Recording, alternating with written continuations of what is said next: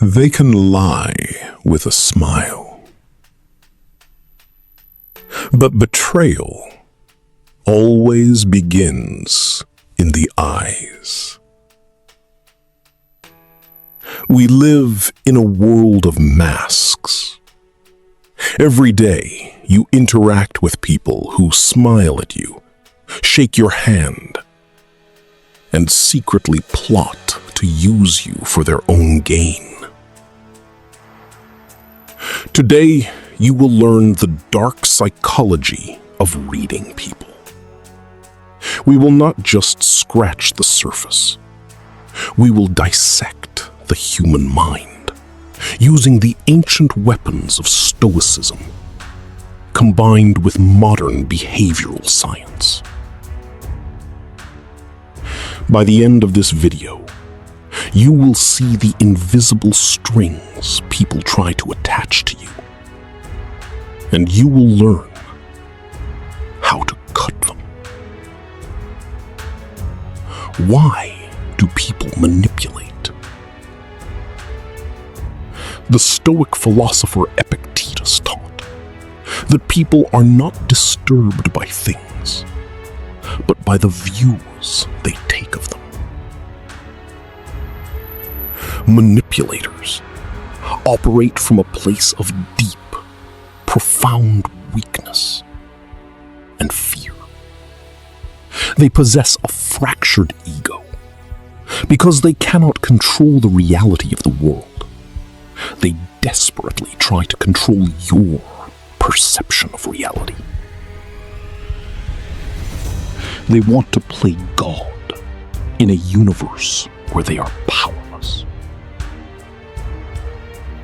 To defeat them, you must not fight them with emotion. You must retreat into what Marcus Aurelius called the inner citadel.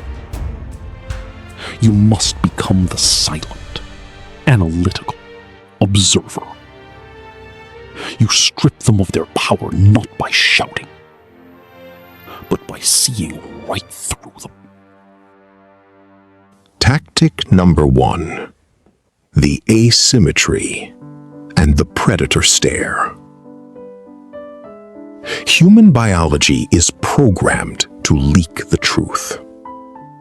When a manipulator attempts to charm you with a fake smile, observe the micro muscle movements.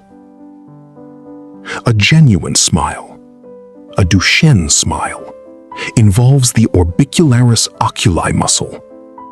It crinkles the corners of the eyes. A fake smile stops at the cheeks. The mouth smiles, but the eyes remain dead, cold, and evaluating. But beware of the overcompensators. Psychopaths and practiced liars know they are supposed to maintain eye contact to appear honest. So, they overdo it. They stare, unblinking, rigid. This is the predator stare. They are not looking at you to build a human connection. They are staring at you to monitor your reaction, checking to see if you have swallowed their lie. When you see this lifeless gaze, trust your instincts. Step back. Tactic number 2. The silence test and the limbic response. Liars are absolutely terrified of silence. They view silence as a trap waiting to close on them. When you suspect someone is feeding you a fabricated story, do not interrupt. Let them talk, and when they finally finish, look them dead in the eye and say absolutely nothing. watch their physical body break down. The human limbic system, the emotional center of the brain, cannot handle the extreme psychological stress of an undetected lie, combined with your unyielding silence. They will begin what FBI profilers call pacifying behaviors. They will touch their neck, rub their face, bite their lip, or adjust their collar. Why? Because touching the neck stimulates the vagus nerve, which physically slows down their racing heart. This is their brain desperately trying to soothe the anxiety of the lie. The silence is your ultimate interrogator. You do not need to accuse them. Let the silence force them to confess. Tactic number 3, the projection principle and the gray rock. The manipulator will always reveal their own sins by accusing you of them. This is a psychological defense mechanism called projection. The ego cannot handle its own toxic behavior, so it projects that behavior onto the closest target. If they are secretly cheating, they will constantly call you untrustworthy. If they are ruthlessly selfish, they will accuse you of not caring about the team. Accusations are very often hidden confessions. They will also weaponize gaslighting, a tactic designed to make you question your own memory, your sanity, and your reality. They will say things like, "I never said that," or "You are just being crazy and overly sensitive." The Stoic defense against this? The gray rock method. You become as boring, unreactive, and solid as a gray rock. Do not argue with their delusion. Do not try to prove them wrong. You simply state the factual truth once in a flat tone and refuse to debate your reality.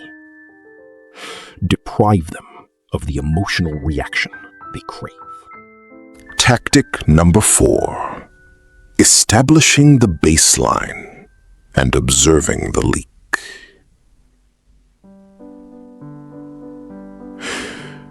You cannot detect a lie if you do not know what a person's truth looks like. An advanced Stoic observer always studies people in their natural, stress-free environment. How do they normally speak when ordering a coffee? What is their normal blink rate?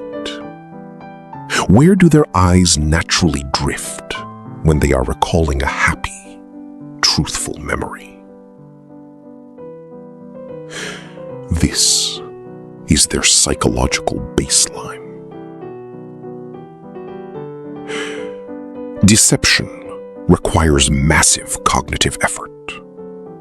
When the stakes are high and they decide to lie, their autonomic nervous system takes over. They will suddenly deviate from their baseline. Their vocal cords will tighten under stress, causing their voice pitch to rise slightly. Their speech might suddenly speed up, or conversely, they might completely freeze. That sudden deviation is your red flag. The truth is not found in the words they speak. The truth is found in the sudden shift in their behavior. Tactic number 5, The micro-boundary test. Toxic manipulators do not lay siege to your strongest walls on the first day. They are predators. They test your perimeter to see if you are easy prey. They use the foot in the door technique. They will make a slightly disrespectful joke disguised as humor. They will ask for a tiny, seemingly harmless, yet unreasonable favor. They are carefully watching your reaction. If you smile, laugh it off, and accept the boundary crossing just to be polite and avoid conflict, they have successfully marked you as a victim. They now know they can push further. The Stoic master move? When they cross a micro-boundary, give them absolutely nothing. Do not laugh. Do not get angry. Give them a cold, blank, unreactive stare. Make the interaction incredibly awkward and uncomfortable for them. Kill the manipulation in its absolute infancy. Once you master the dark psychology of reading others, what do you do with this dangerous information? Nothing. The highest form of Stoic power is Apatheia, the absolute freedom from emotional disturbance. Do not expose the manipulator immediately. Let them continue to play their game. Let them think they are outsmarting you, while you, quietly, ruthlessly, position yourself to win. If you have survived to the end of this deep dive, drop the comment, "I see you," below, so I know you are part of the elite few who play the long game. Subscribe to Modern Stoic Mastery. Stay calm, stay dangerous.